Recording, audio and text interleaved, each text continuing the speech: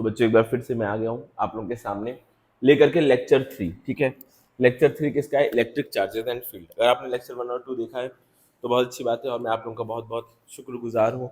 आप लोगों ने बहुत ज़्यादा प्यार दिया पहले लेक्चर में इस चैप्टर के। ठीक है, बहुत अच्छा आप लोगों का सपोर्ट मिला, ऐसे ही सपोर्ट बनाए रखिए और मैं आप लोगों की फिजिक्स आप लोगों के लिए आसान कर दूंगा। बाकी देखो लेक्चर 3 है, आज के लेक्चर में हम कुलाम्स लॉ करेंगे और कुलाम्स लॉ से पहले हम लोग करेंगे कुछ न्यूमेरिकल। जो पिछला टॉपिक हमने पढ़ा था कंडक्शन इंडक्शन एंड फ्रिक्शन, उससे रिलेटेड कुछ न्यूमेरिकल सॉल्व कर लेंगे और हम करने वाले हैं फिर कुलाम्स लॉ शुरू करेंगे। कुलाम्स लॉ के 2 4 5 न्यूमेरिकल और कुछ कंडीशंस को सीखेंगे। तो चलिए बिना किसी देरी के अपने इस वीडियो को स्टार्ट करते हैं। तो पहले थोड़ा सा पुराना रिवीजन, ये क्या आ गया नया पेज, थोड़ा सा पुराना रिवीजन, ये वाला रिवीजन।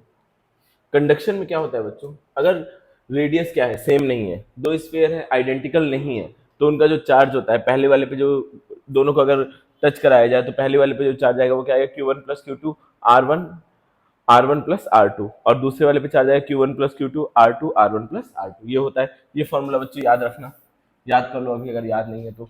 ठीक है, तो इसी के साथ हम लोग आगे बढ़ते हैं, थोड़ा सा और आगे चलेंगे। देखो अब थोड़ा आगे चलें, इससे रिलेटेड क्वेश्चन को सॉल्व करेंगे। पहला क्वेश्चन क्या है, देखो ये लंबा चौड़ा है देखने में क्वेश्चन, लेकिन है कुछ इसके अंदर। If an object made of substance A rubs an object made substance B, sorry, then A become positively charge. अच्छा इसका क्या मतलब है, ध्यान देना है। ठीक है, अब देखो एक वर्ड है, टर्म है जो मैं यूज करूंगा, एवरी स्मॉल डिटेल मैटर्स। ठीक है, जो मैं एक अभी मैं एक सीरीज देख रहा हूँ टीचर, उसमें एक टर्म बोला जा रहा है बार बार, एवरी स्मॉल डिटेल मैटर्स। तो रियल में फिजिक्स भी आपके लिए क्या है, एक डिटेक्टिव की तरह आपको काम करना है। हर एक छोटे डिटेल क्वेश्चन दिया उसका, हर एक छोटी डिटेल का कुछ ना कुछ सेंस बनाती है, तो आपको एवरी स्मॉल डिटेल मैटर्स वाले पे काम करना है और जो चीजें गिवन है वो लिख देना है। तो क्या है, if an object made of substance A rubs with B then A become positively charge. मतलब ए ने क्या किया है, ए पॉजिटिवली चार्ज हुआ है, मतलब इसने जो इलेक्ट्रॉन का क्या कर दिया लॉस, और इसने क्या किया बच्चे इलेक्ट्रॉन का गेन। ठीक है, इसने लॉस किया तो इसमें क्या है लूज बॉन्डेड इलेक्ट्रॉन है, ये क्या है लूज है और ये क्या है स्ट्रॉन्ग है। इसके पास इलेक्ट्रॉन ज्यादा स्ट्रांगली बॉन्डेड थे, इस पे लूज किया मतलब इस पे कम कम वो क्या बोलते हैं उसको, थोड़ा लाइटली, मतलब अच्छे से उतना ज्यादा स्ट्रांगली बॉन्डेड नहीं थे, लूजली बॉन्डेड थे और इसमें स्ट्रांगली बॉन्डेड इलेक्ट्रॉन थे, इसने अपनी तरफ खींचा, इसने लूज कर दिया। अब देखो क्या है, एंड बी बिकम नेगेटिवली, एक पॉजिटिव तो दूसरा क्या हो जाएगा नेगेटिव, ये पॉजिटिवली चार्ज हो गया और ये नेगेटिवली चार्ज हो गया है। ठीक है, if however an object made up of substance A is rubbed against substance C, A को पहले तो B के साथ रब किया गया है, अब क्या किया गया C से, then A become negatively charge. इस बार A क्या हुआ है, A जो है वो स्ट्रांग है, इस बार स्ट्रांग है, C के कंपैरिजन में वो स्ट्रांग है।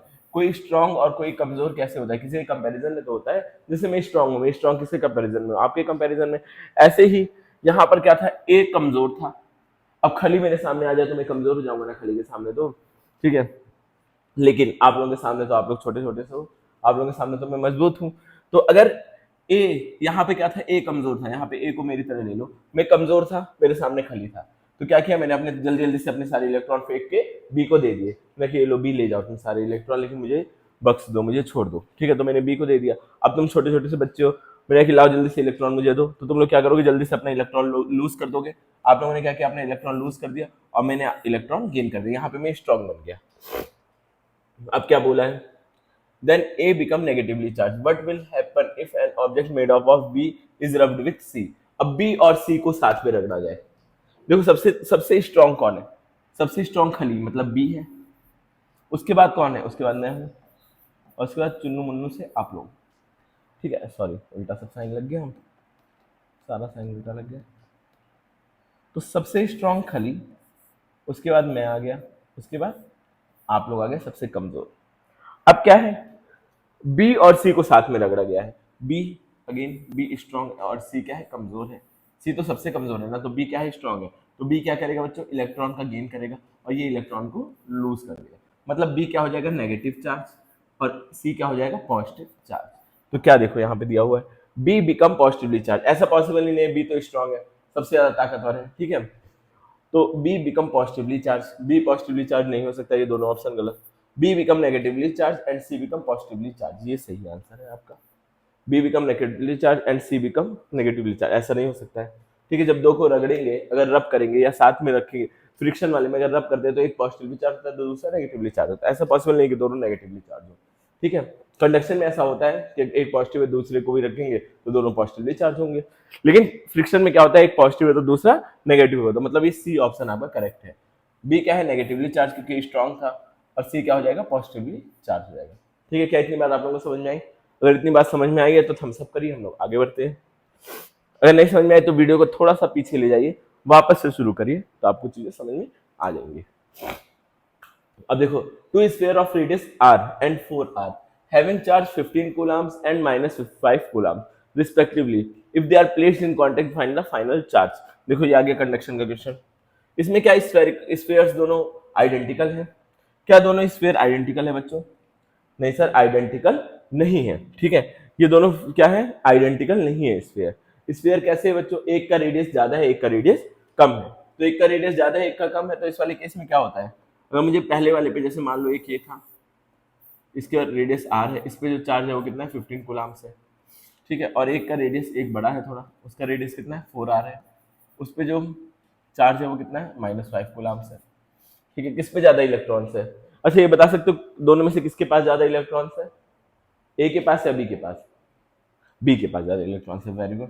बी के पास क्या है बच्चों, ज्यादा इलेक्ट्रॉन्स, इस पे नेगेटिव चार्ज है, मतलब इस पे पास ज्यादा इलेक्ट्रॉन्स है, और जाहिर सी बात है ये बड़ा है तो इसके पास ज्यादा चार्ज होगा, मतलब ये जाहिर सी बात नहीं है, ऐसा हो सकता है ना भी हो। ठीक है, respectively if they are placed in contact, इन दोनों का कांटेक्ट करा दिया जाए तो फाइनल चार्ज क्या होगा? मान लेते हैं इस पे जो फाइनल चार्ज है वो Q1 होगा, तो Q1 का फॉर्मूला क्या होता है, Q1 प्लस Q2, मतलब दोनों के चार्ज को जोड़ दो, 15 प्लस -5, और फिर दोनों का फिर क्या करना है, R1, पहले वाले का रेडियस R1 है, और फिर दोनों के रेडियस को जोड़ देते हैं, 4 और 1 5, 5 R हो जाएगा, R से R कट जाएगा, तो ये क्या बचेगा, 10, 10/5 विच इज 2।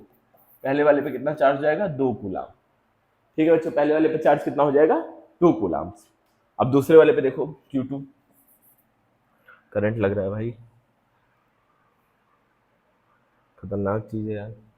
Q2 क्या हो जाएगा, Q2 बच्चों क्या होगा, देखो अब इसमें भी चार्ज उसको जोड़ते हैं तो चार्ज का जो सम आएगा वो 10 आएगा। अब इसका रेडियस कितना है, 4r है, और अपॉन में दोनों का सम कितना होगा, 5। तो अगेन इससे ये कट जाएगा, 5 तो कितना आ जाएगा बच्चों, 8 कूलम्ब। क्या आ जाएगा, 2 and 8 कूलम्ब, और दोनों पे क्या होगा, पॉजिटिव चार्ज होगा, नेगेटिव नहीं आएगा। ठीक है, कैसा आएगा, पॉजिटिव चार्ज आएगा, दोनों पे, एक पे 2 एक पे 8। ठीक है, चलो थोड़ा सा और आगे बढ़े, ये क्वेश्चन भी आपको समझ में आ गया होगा। अब अगले क्वेश्चन की तरफ बढ़ते हैं। ये देखिए, 3 identical X Y and Z. ठीक है, क्या है, 3 स्फीयर्स है, तीनों क्या है, आइडेंटिकल है, यहाँ स्पेस होना चाहिए था, गवार, किसको गवार बोल रहा हूँ मैं, तो जिसने ये पीडीएफ बनाई है उसको, ये पीडीएफ तो मैं खुद बनाता हूँ, छोड़ो छोड़ो जाने दो। ये क्या है बच्चों, यहाँ पर स्पेस होना चाहिए था। The 3 identical spheres X Y and Z, एक के पास चार्ज कितना है, 3 आइडेंटिकल स्फीयर है, एक है एक्स जिसके पास चार्ज क्यू है, दूसरा क्या है बच्चों, वाई जिसके पास चार्ज क्या है, 2q है, तीसरा क्या है बच्चों, जेड, जेड या जी बोलते हैं आज के जन जी, जिसको जी बोलते हैं, और रियल में इसका प्रोनाउंसिएशन जी ही है, जेड कुछ नहीं होता है। ठीक है, तो क्या है, एक्स वाई जी, 3 हमारे पास स्फीयर्स है, एक पे क्यू चार्ज है, एक पे -2q है, एक पे क्या है, 3q। अब क्या किया गया है, पहले एक्स और वाई का कॉन्टेक्ट करा है, एक्स और वाई को लाके मिला दो। ठीक है, अब इसको थोड़ा सा मुझे छोटा करना पड़ेगा, चलो छोड़ो, इन दोनों को अगर मैं मिलाऊंगा, नए पेज में मिलाते हैं इन दोनों को, एक पे क्यू है एक पे -2q। तो एक्स और वाई को जब मैंने पास पास में लाके रखा तो क्या होगा, दोनों में चार्ज का ट्रांसफर शुरू होगा, और ये चार्ज का ट्रांसफर तब तक हो जब तक दोनों एक्स और वाई को मैंने मिलाया, एक पे क्यू चार्ज था और एक पे कितना था, -2q। ठीक है, एक पे कितना था, -2q। अब इन दोनों को जब मैं मिलाऊंगा तो टोटल चार्ज का आधा आधा दोनों में बढ़ जाता है, तो अगर मैं जोड़ूं दोनों को तो इस वाले पे कितना चार्ज होगा, दोनों को जोड़ के 2 से divide, q plus -2q upon 2, दोनों को जोड़ेंगे तो क्या जाएगा, -q/2, इस पे भी -q/2 और इस पे भी -q/2। अब क्या है, जो x पे चार्ज है वो कितना है बच्चों, -q/2 बचा है, और y पे कितना चार्ज बचा है, -q/2।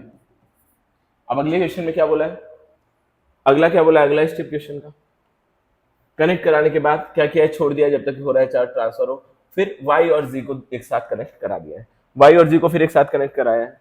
अब देखो y के पास कितना चार्ज है,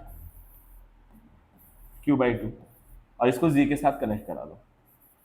आपने z के साथ कनेक्ट कराया तो ये कितना हो गया 3q, इसके पास कितना था 3q था ना, हाँ पॉजिटिव में 3q था।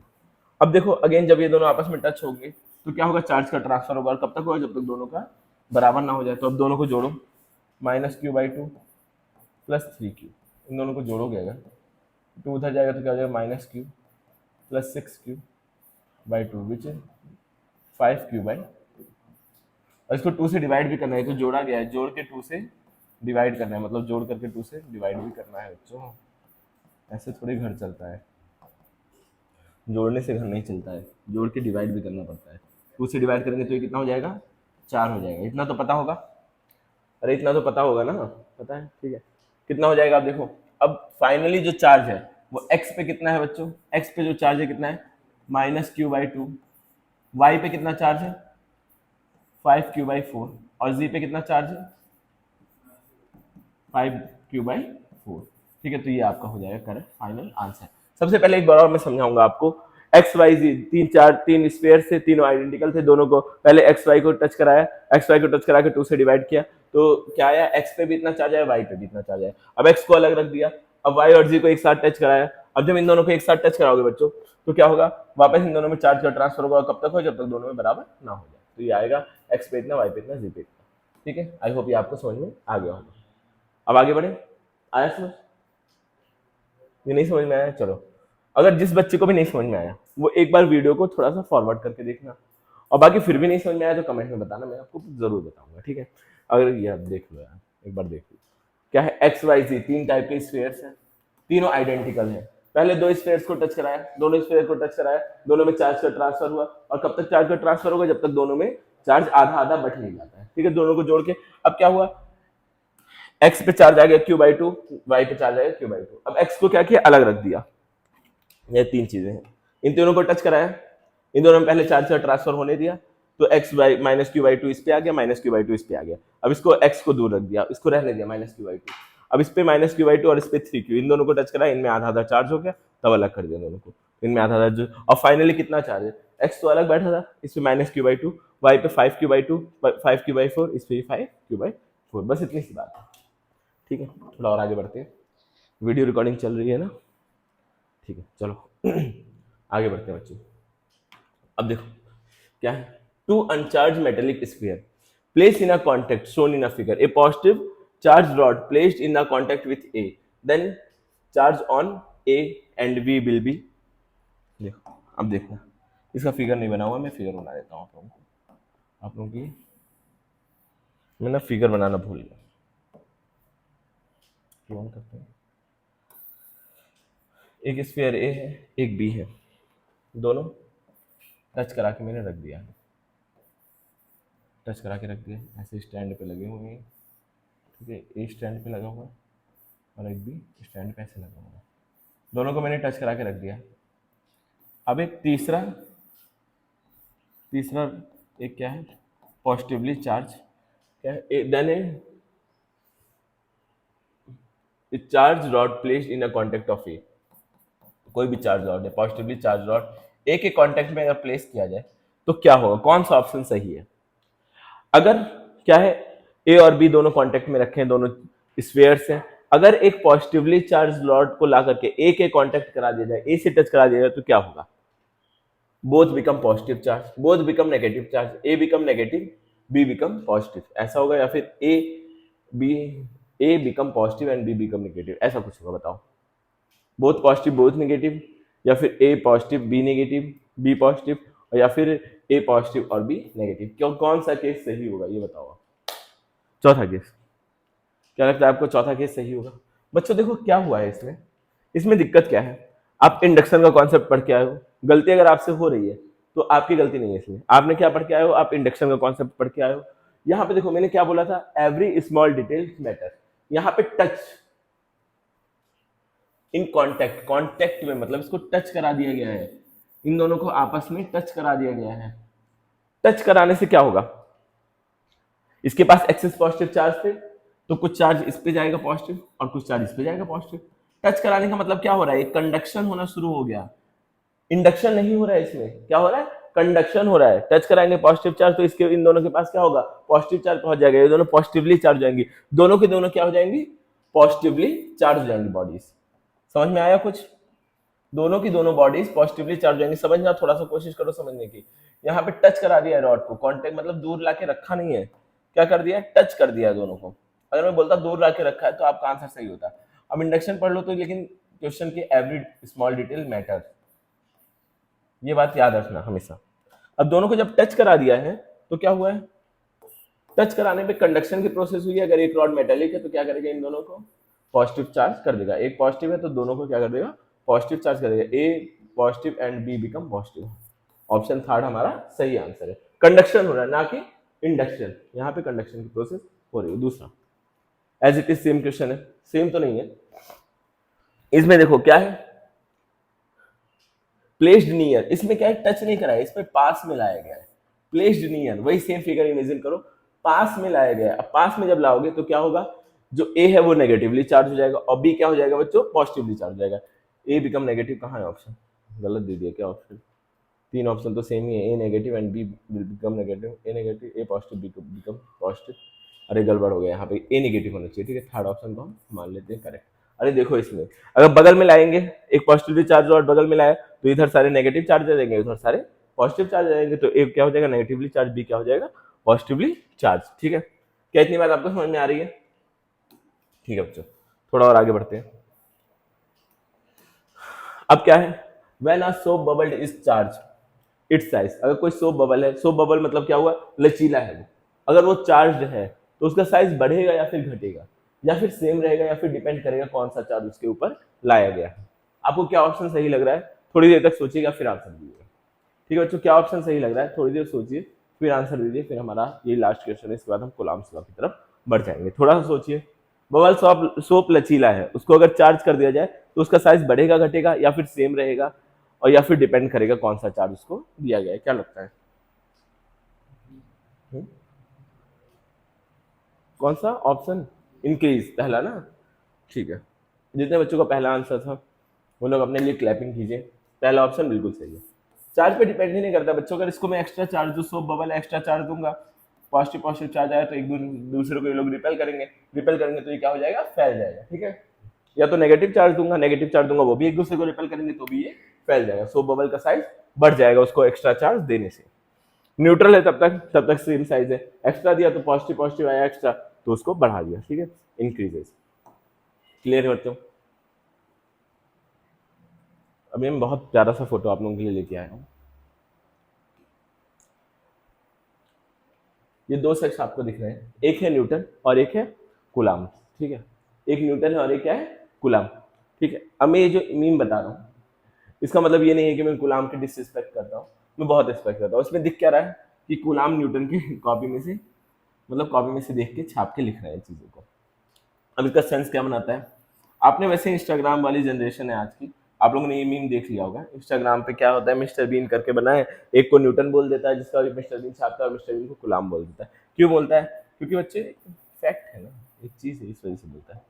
कि आपने ग्रेविटेशनल फोर्स का फॉर्मूला क्या पढ़ा था, F is equal to G m1 m2 upon R square, यही पढ़ा था। और ऐसे इलेक्ट्रोस्टैटिक जो फोर्स होता है उसका फॉर्मूला होता है कि Q1 Q2 upon R square. क्या दोनों फॉर्मूला सेम लग रहे हैं, एकदम सेम लग रहे हैं ना देखने में, इसीलिए क्या बोला गया है कि कूलम्ब ने न्यूटन का फोर्स छाप लिया फॉर्मूला। अच्छा, अगर हम पढ़ना चाहें इलेक्ट्रोस्टैटिक फोर्स तो इसको कंपेयर करके ग्रेविटेशनल फोर्स से भी पढ़ सकते हैं। चलिए थोड़े से कंपैरिजन करते हैं gravitational force and electrostatic force. यहाँ है ग्रेविटेशन, यहाँ पे कूलम्ब्स, ठीक है, यहाँ पे न्यूटन्स लॉ है, न्यूटन्स लॉ है पहला। पहला क्या होता है, इसके बारे में क्या पता है आपको ग्रेविटेशनल फोर्स के बारे में, it is always attractive, it is always attractive. क्या होता है बच्चों, ग्रेविटेशनल जो फोर्स होता है वो हमेशा एट्रैक्टिव होता है, लेकिन जो इलेक्ट्रोस्टैटिक फोर्स होता है अगर सेम चार्ज है तो उनको रिपेल करेगा, और अगर क्या है अपोजिट चार्ज है तो उनको अट्रैक्ट करेगा, तो इट में बी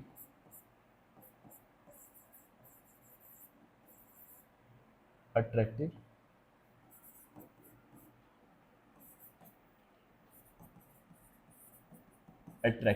एंड रिपल्सिव बोथ। क्या हो सकता है? अट्रैक्टिव एंड रिपल्सिव दोनों हो सकता है। दूसरा फॉलोज फॉलो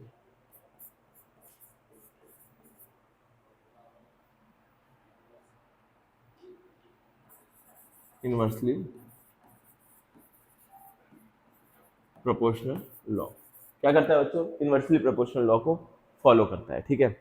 और ये भी फॉलो करता है। इनवर्स प्रोपोर्शनल लॉ का क्या मतलब है? डिस्टेंस के इनवर्सली प्रोपोर्शनल होता है। It also follows inverse proportional law. ये चीज लिखने की कोई जरूरत नहीं, बस कंपैरिजन आपको करके बता रहा हूँ। और दूसरी चीज क्या है? It is central force. It is central force. It is also a central force. Central force का मतलब क्या है? सेंट्रल सेंट्रल फोर्स का मतलब क्या है बच्चों? जैसे एक चार्ज है, दूसरा चार्ज है या दूसरी बॉडी है, इन लोगों के बीच में जो फोर्स लगेगा वो इन लोगों को मिलाने वाली एक स्ट्रेट लाइन से ही लेगा। स्ट्रेट लाइन पे ये जो फोर्स का डायरेक्शन होगा इसी स्ट्रेट लाइन के ऊपर ही होगा। ऐसा तो नहीं है एक बॉडी यहाँ है एक बॉडी यहाँ है, इनके बीच में ग्रेविटेशन फोर्स ऐसे लग रहा हो। नहीं देखा है ऐसा? ऐसा तो नहीं होता है ना स्ट्रेट लाइन। ऐसे इलेक्ट्रोस्टैटिक फोर्स भी कैसे लगता है? स्ट्रेट लाइन में ही लगता है। इसी को क्या बोलते हैं? सेंट्रल फोर्स, ठीक है। और क्या क्या चीजें हैं? और बच्चों क्या है? और बहुत सारी सिमिलरिटीज है, ठीक है। तो हम एक काम करते हैं ना, डायरेक्ट कूलाम्स लॉ पे आते हैं। बहुत सारी सिमिलरिटीज हैं, आप पढ़ते रहोगे इसको, ठीक है। अब देखो कूलाम्स लॉ में क्या होता है बेटा? कूलाम्स लॉ क्या बोलता है? The force between two charges is always proportional magnitude of their charge and inversely proportional to one upon their distance square. मतलब अगर यहाँ पे एक Q1 चार्ज दिया हुआ है, दूसरा चार्ज Q2 है, और इन लोगों के बीच का R डिस्टेंस है, तो फोर्स का ये फॉर्मूला होता है। अब अगर मैं इसको लिखूं F is directly proportional to Q1 Q2 upon R square. अब प्रोपोर्शनलिटी का साइन हटाने के लिए हमें क्या लगाना पड़ता है? कोई कांस्टेंट। इसमें जो कांस्टेंट होता है वो K यूज होता है, ठीक है। ये होता है K यूज। और K की जो वैल्यू होती है बच्चों, K की जो वैल्यू होती है वो क्या होती है? अगर मैं SI यूनिट में बोलूँ, K की वैल्यू होती है 9 इंटू 10⁹9। अब इसकी यूनिट अगर आपको निकालना है, इसकी यूनिट क्या हो जाएगी? फोर्स की यूनिट न्यूटन होती है, मीटर स्क्वायर। अब Newton dimension, unit and dimension आपने पढ़ा होगा तो उसमें ये चीज़ आपको पता होगी। पर कूलम स्क्वायर निकालना चाहो तो निकाल के देख सकते हो, ठीक है। ये होती है K की वैल्यू। और K रियल में होता क्या है? K रियल में होता है 1/4 पाई एप्सिलॉन नॉट, ठीक है। अभी रिसेंटली क्या हुआ था, मैं 12th क्लास को पढ़ा रहा था, ठीक है। लास्ट बैच में 12th क्लास को पढ़ा रहा था। तो क्या किया, मैं बच्चों को, मेरी जनरली आदत है कि मैं फोर्स का यही फॉर्मूला लिखवाता हूँ, 1 अपॉन वो K Q1 Q2 upon R square. ये K वर्ड यूज करता हूँ, 1 upon force epsilon not use नहीं करता हूँ। तो एक बच्ची है, उसके जो फिजिक्स के टीचर है, उन्होंने क्या बोला, उसने ये लिख करके आ गए फोर्स का फॉर्मूला, वो ये लिख के आ गई बस, K Q1 Q2 upon R square. और वो बोल रहे हैं ये फॉर्मूला गलत है, कौन से टीचर ने तुमको K पढ़ा दिया? K कुछ होता ही नहीं है, होता है 1/4 पाई एप्सिलॉन नॉट। ऐसे ऐसे तो टीचर्स है, आधी नॉलेज के साथ चैलेंज कर देते हैं बच्चों, टीचर्स को कह रहे हैं ये किस टीचर ने पढ़ाया? K कुछ होता ही नहीं है। तो बच्चों इस चीज से कंफ्यूज मत होना। अगर आपके भी स्कूल के टीचर ने ये लिखा है 1/4 पाई एप्सिलॉन नॉट, तो मतलब सेम ही है दोनों का, ठीक है। दोनों का मतलब क्या है? सेम ही है, दोनों सेम चीज है, ठीक है। समझ में आ रहा है? कि क्या होता है? और ये एप्सिलॉन नॉट होता है परमिटिविटी। अभी परमिटिविटी के बारे में पढ़ेंगे। एप्सिलॉन नॉट क्या होता है? परमिटिविटी ऑफ एयर और वैक्यूम, ठीक है। Permittivity of air and vacuum, इसी को बोलते हैं एप्सिलॉन नॉट। एयर या फिर वैक्यूम की परमिटिविटी को ही क्या बोलते हैं? एप्सिलॉन नॉट बोलते हैं। क्लियर है ये चीज? तो फॉर्मूला हमें पता चला। अब ये देखो, इस फॉर्मूले का मतलब समझना। जैसे एक चार्ज Q1 है, एक चार्ज Q2 है। अगर मुझे निकालना है force on Q1 due to Q2, force on force on force on Q1 due to Q2। Q2 की वजह से Q1 पे कितना फोर्स लग रहा होगा, वो क्या हो जाएगा? F12 से डिनोट करेंगे उसको, ठीक है। अब अगर मुझे लिखना है force on force on Q2 due to Q1, उसको मैं ऐसे डिनोट करूंगा F21, ठीक है। अब ये दोनों फोर्स का जो मैग्नीट्यूड होता है, जो परिमाण होता है, वो तो सेम होता है, लेकिन डायरेक्शन कैसी होती है बच्चों? अपोजिट होती है। अगर इनके मैग्नीट्यूड की बात करूं तो क्या होता है? सेम। डायरेक्शन अपोजिट होती है, ठीक है। अगर ये वाला फोर्स इसको इधर खींच रहा होगा, मान लो अट्रैक्शन फोर्स लग रहा है, तो ये वाला फोर्स इसको इधर खींचेगा। समझ में आ रहा है? मतलब सॉरी, गलती होगी, गलती होगी, माफ करना। अगर ये अट्रैक्शन फोर्स है तो इस वाले चार्ज को ये वाला फोर्स अपनी तरफ खींचेगा, और ये वाला फोर्स इस वाले चार्ज को अपनी तरफ, अगर अट्रैक्शन फोर्स है। तो रिपल्सन है तो अलग लगेगा। और बाकी वैसे अगर वेक्टर में बात करें तो F1 F2 is equal to minus F2, मतलब अपोजिट डायरेक्शन होता है। ये पॉजिटिव है तो ये वाला क्या होगा? नेगेटिव। अगर वेक्टर फॉर्म में बात करें, स्केलर फॉर्म में तो क्या होता है? दोनों आपस में बराबर होते हैं मैग्नीट्यूड में। ठीक है, इतनी बात आपको समझ में आ गई होगी। क्या होगा? ठीक है, चल रहा है कैमरा, बचे हुए हैं हम। ठीक है, ये बात आपको समझ में आई क्या? ठीक है, ये बात थोड़ी थोड़ी क्लियर हुई होगी। 20-25% तो क्लियर हो गई होगी। अभी क्या होता है? Electric permittivity. इलेक्ट्रिक परमिटिविटी मतलब क्या होता है कि कोई भी मीडियम कितना परमिट कर रहा है, कितना परमिशन दे रहा है इलेक्ट्रिक फील्ड को फैलने की, कितनी परमिशन दे रहा है इलेक्ट्रिक फील्ड को फैलने की, उसी को क्या बोलते हैं? परमिटिविटी, जिसको डिनोट करते हैं एप्सिलॉन नॉट से। किससे डिनोट करते हैं बच्चों? एप्सिलॉन से डिनोट करते हैं, नॉट से नहीं, एप्सिलॉन से डिनोट करते हैं। अगर कोई मीडियम है तो उसकी परमिटिविटी एप्सिलॉन एम होती है। अगर एयर मीडियम, अगर एयर है तो उसकी परमिटिविटी एप्सिलॉन नॉट से डिनोट होती है, एयर या फिर वैक्यूम, ठीक है। और एक वर्ड आता है, एक टर्म आता है रिलेटिव परमिटिविटी। रिलेटिव परमिटिविटी, ठीक है। परमिटिविटी इसको कैसे डिनोट करते हैं? ई आर से। इसका मतलब क्या होता है? किसी की भी परमिटिविटी को आपको एयर से अगर कंपेयर करना पड़े, उसको क्या बोलते हैं? Relative permittivity. एयर की परमिटिविटी से किसी की भी परमिटिविटी को कंपेयर करने को क्या बोलते हैं? Relative permittivity. तो अगर यहाँ से हम देखें, इसको और कायदे से लिखो, आप लोगों को दिख नहीं रहा होगा साफ साफ क्या मैं बोल रहा हूँ। रिलेटिव परमिटिविटी का क्या फॉर्मूला है? Permittivity of medium upon permittivity of air, ठीक है। इससे कंपेयर करो। अब इसको अगर इधर ले आए तो मैं परमिटिविटी ऑफ मीडियम का एक फॉर्मूला बना सकता हूँ, relative permittivity into epsilon naught. इसी को क्या बोलते हैं? Dielectric constant. अच्छा, इसको क्या बोलते हैं? इसको, ये जो रिलेटिव परमिटिविटी है ई आर, इसी को बोलते हैं डाई इलेक्ट्रिक कांस्टेंट, ठीक है। अभी समझना, आगे आएंगी चीजें तो मैं बताता रहूंगा। बाकी इतनी बात आपको समझ में आई होगी। परमिटिविटी ऑफ मीडियम, अगर फॉर्मूला में ये आ गया कहीं पे, ठीक है, अगर किसी मीडियम की बात हो रही है तो हम फॉर्मूला कैसे लिखते हैं? एफ इज इक्वल टू, अब के का यूज नहीं कर सकते, अब क्या करेंगे? 1/4 पाई एप्सिलॉन एम। अगर मीडियम की बात हो रही है तो Q1 Q2 upon R square, ये होगा फॉर्मूला। समझ में आ रहा है? अगर कोई मीडियम की बात है, अगर मीडियम की बात नहीं है तो हम ऐसे भी लिख सकते हैं डायरेक्ट, के Q1 Q2 upon R square direct लिख सकते हैं। अच्छा, अब एप्सिलॉन नॉट की क्या वैल्यू होती है? एयर की जो परमिटिविटी है उसकी वैल्यू क्या होती है वो देख लीजिए। एयर की जो परमिटिविटी होती है उसकी वैल्यू क्या होती है? उसकी वैल्यू होती है, एयर की जो परमिटिविटी है एप्सिलॉन नॉट, वो होती है 8.85 इंटू 10⁻⁻²। अब इसकी भी यूनिट निकाल लेना, या देखो किस तरह मैंने निकाला है ये बता रहा हूँ मैं। 1/4 पाई एप्सिलॉन नॉट, इसकी वैल्यू कितनी होती है? 9 इंटू 10⁻⁹ होती है, ठीक है। 10⁻⁹ अब इसको 4 पाई को उधर भेज दो तो 1/एप्सिलॉन नॉट किसके बराबर हो जाएगा? 9 इंटू 10⁻⁹ इंटू 4 पाई। अब एप्सिलॉन नॉट को ऊपर कर दो तो ये क्या हो जाएगा? 1/9 इंटू 10⁻⁹ इंटू 4 पाई। अब इसको सॉल्व करके कैलकुलेट करके वैल्यू निकालोगे तो एप्सिलॉन नॉट की वैल्यू क्या आएगी? 8.85 इंटू 10⁻⁻², ठीक है। अब यूनिट अगर इसकी लिखना चाह रहे हो, ज़्यादा आपके अंदर वो है लिखने की, तो लिख लो, इसी का जस्ट उल्टा उल्टा हो जाएगा ना सारी चीज़ें।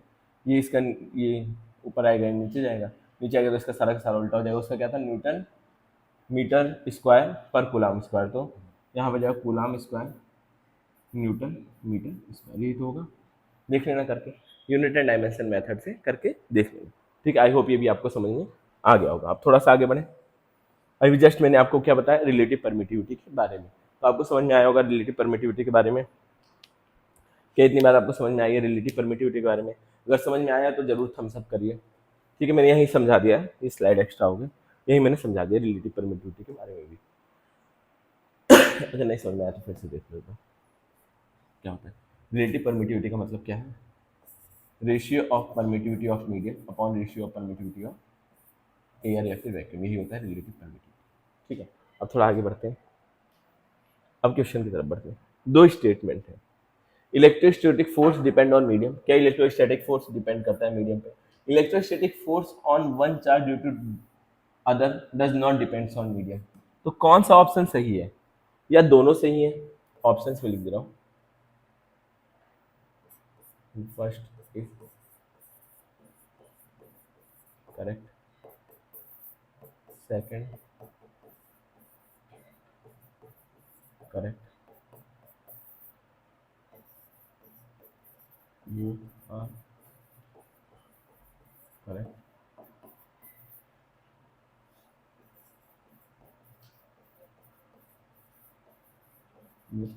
बताओ क्या ऑप्शन सही है? क्या लिखा है? इलेक्ट्रोस्टैटिक फोर्स मीडियम पे डिपेंड करता है। इलेक्ट्रोस्टैटिक फोर्स दो चार्जों के बीच में मीडियम पे डिपेंड नहीं करता है। इसमें में से कौन सा सही है, बताओ क्या लगता है आपको? थोड़ी देर तक सोचिए इस बारे में। अभी तक जो मैंने पढ़ाया उसी लेक्चर का आपको समरी अगर थोड़ा समझने की कोशिश करोगे तो आपको मिल जाएगा। उतनी देर में मैं पानी पी लेता हूँ, वाटर ब्रेक ले लेता हूँ, जब तक आप लोग ये चीज़ सोचोगे। चलो देखते हैं, ठीक है। इलेक्ट्रोस्टैटिक फोर्स ऑन वो electrostatic force depend on medium. Medium पे डिपेंड करता है बच्चों। क्यों मीडियम पे क्यों डिपेंड करता है? देखो क्या पढ़ा है आपने, F इज इक्वल टू क्या होता है, K Q1 Q2 upon R square. और K की वैल्यू क्या होती है, इसको कायदे से लिखे 1/4 pi epsilon not Q1 Q2 upon R square.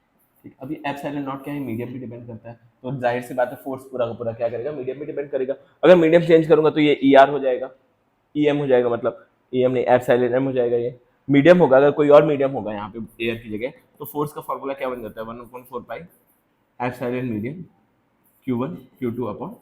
और अलग अलग मीडियम की परमिटिविटी क्या होती है बच्चों, अलग अलग होती है। एनसीईआरटी में एक टेबल दिया हुआ है, सारे मीडियम, सारे टाइप के मीडियम है, उनकी परमिटिविटी दे रखा है। तो जरूरी नहीं है वो टेबल आप लोग याद करो, याद करना एकदम भी जरूरी नहीं है, क्वेश्चन आएगा तो आपका दिया रहेगा। तो क्या है, ये मीडियम पे तो डिपेंड करता है, लेकिन नेट फोर्स डिपेंड करता है। इलेक्ट्रोस्टैटिक फोर्स क्या, इसका मतलब क्या है, नेट फोर्स,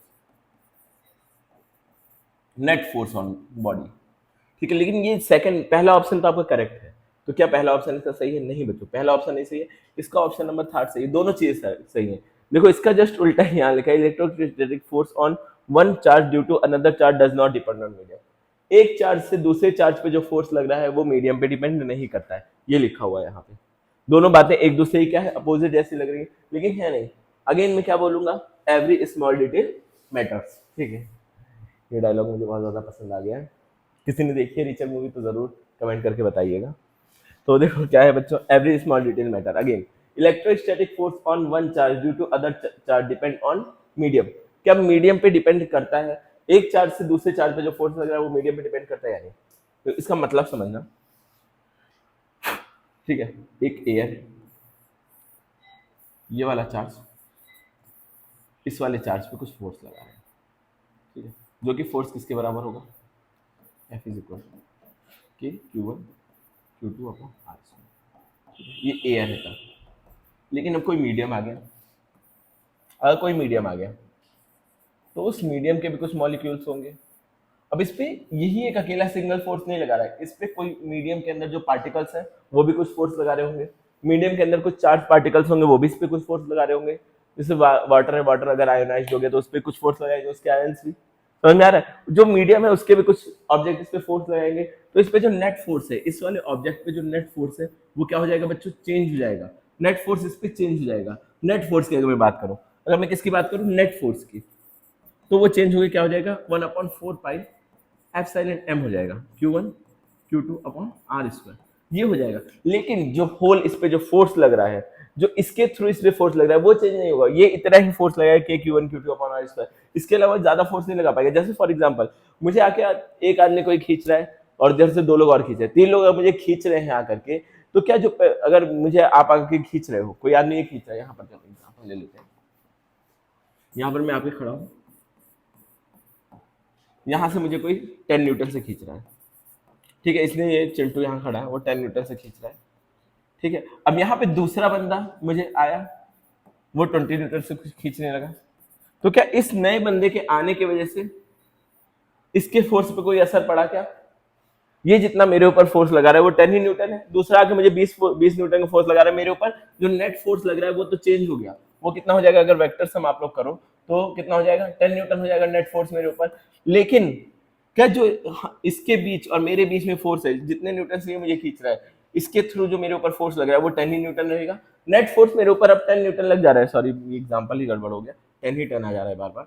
इधर से मैं इसको कर देता हूँ थोड़ा सा, 10 की जगह इसको 30 कर देता हूँ, ठीक है, इवन 30 नहीं 12 कर देता हूँ, ठीक है। तो अब जो नेट फोर्स है मेरे ऊपर 8 न्यूटन लग रहा है, लेकिन जो जितना ये फोर्स कितना लगा रहा है मेरे ऊपर, अगेन 8 ही न्यूटन का लगा रहा है। ये जो फोर्स है, मतलब ये जो फोर्स है, जो force on me due to this Chintu is still 12 Newton, but I have the force of net force on me is 8 Newton। समझना, चिंटू जो फोर्स लगा रहा है वो इस फोर्स के आने की वजह से चेंज नहीं हुआ, लेकिन नेट फोर्स मेरे ऊपर चेंज हो गया। चिंटू अगर ये नहीं आया था तो मेरे ऊपर नेट फोर्स 12 लग रहा था और चिंटू भी 12 लगा रहा था, लेकिन जब ये दूसरा बंदा आया तो मेरे ऊपर नेट फोर्स 8 न्यूटन हो गया, लेकिन चिंटू कितना लगा रहा है अभी भी 12। Force on me by Chintu is still 12। तो यही चीज यहां पे बोल रहा हूं, फोर्स ऑन चार्ज, ये क्या है, force on charge due to other. जो फोर्स है एक चार्ज पे दूसरे के थ्रू, वो क्या है बच्चों, स्टिल सेम ही रहेगा, डिपेंड नहीं करेगा मीडियम पे। अब ये इस प्यारे से क्वेश्चन का मेरा मकसद क्या था, आप लोगों को सुपर पोजिशन समझाना। अब ये क्वेश्चन अगर आपको समझ में आ गया तो सुपर पोजिशन आपके लिए बन गया है हलवा। क्या बन गया, सुपर पोजिशन आपके लिए हलवा बन चुका है, ठीक है, सुपर पोजिशन आपके लिए बन चुका है एकदम हलवा। क्या है सुपर पोजिशन का, यही मतलब है कि दो चार्जेस के बीच में जो फोर्स लग रहा है वो तीसरे चार्ज के आने की वजह से इफेक्ट नहीं होगा। इन दोनों के बीच का जो फोर्स है वो हमेशा क्या रहेगा, सेम रहेगा। तीसरे फोर्स के आने की वजह से इस पर नेट फोर्स चेंज होगा, लेकिन इन दोनों का फोर्स आपस में चेंज नहीं होगा। क्या ये बात समझ में आई, इन दोनों के बीच का फोर्स चेंज नहीं होगा किसी तीसरे के आ जाने से। जैसे आप और आपका फ्रेंड है, आप हो यहाँ पे, आपका एक फ्रेंड है, उन दोनों में बहुत अच्छी फ्रेंडशिप है, क्या कोई तीसरा आएगा तो आप दोनों के बीच की फ्रेंडशिप कम हो जाएगी, नहीं होगी ना। इसकी इससे भी फ्रेंडशिप हो जाए कोई दिक्कत नहीं है, लेकिन क्या फ्रेंडशिप इन दोनों के बीच की कम होगी, नहीं होगी ना, इन दोनों के बीच की फ्रेंडशिप कम नहीं होगी। वैसे ही किसी और फोर्स के आ जाने से, जो दो चार्जेस के बीच का फोर्स है, किसी और चार्ज के आ जाने से दो चार्जेस का फोर्स जो होता है वो अनअफेक्टेड रहता है। इसी को क्या बोलते हैं, सुपरपोजिशन थ्योरम। क्या इतनी बातें आपको समझ में आ रही हैं? अगर ये बात समझ में आई तो बहुत अच्छी बात है। तो आज के लेक्चर को यहीं पे रोक दिया जाए, कुछ और भी है क्या आपके लिए? एक क्वेश्चन है, चलो एक क्वेश्चन कर लेते हैं, ठीक है। ये बात आपको समझ में आई होगी, सुपर पोजिशन। अगर समझ में आई है तो कमेंट में हार्ट बना दीजिए, मैं देखूंगा जरूर। आजकल मैं कमेंट बहुत पढ़ने लगा हूँ, ठीक है, आपको पता चल गया होगा मेरी स्टोरीज से। 2 point charge Q1 and Q2 are placed at the distance r. The value of force acting on each other is F. Now find the percentage change in force. अगर डिस्टेंस को आधा कर दिया जाए तो फोर्स का change कितना आएगा? ग्रेविटेशन पढ़ रखा है तो तुरंत निकाल दोगे। क्या किया जाए, फोर्स अगर डिस्टेंस आधा कर दिया जाए तो फोर्स क्या होगा? स्टार्टिंग में जो फोर्स लग रहा होगा वो क्या लग रहा होगा, के Q1 Q2 upon R square. अब डिस्टेंस आधा कर दिया जाए, ये F1 फोर्स था तो F2 फोर्स क्या होगा बच्चों, के Q1 Q2 upon R by 2। अब डिस्टेंस कितना हो गया, आधा, मतलब R बाई 2 का स्क्वायर। तो इसको अगर कायदे से लिखो तो क्या हो जाएगा, F के Q1 Q2 R square by 4 हो जाएगा, ठीक है। अब 4 को इधर ले आओ, 4 को क्या करो बच्चों, इधर ले आओ, इधर लाओगे 4 को तो क्या हो जाएगा,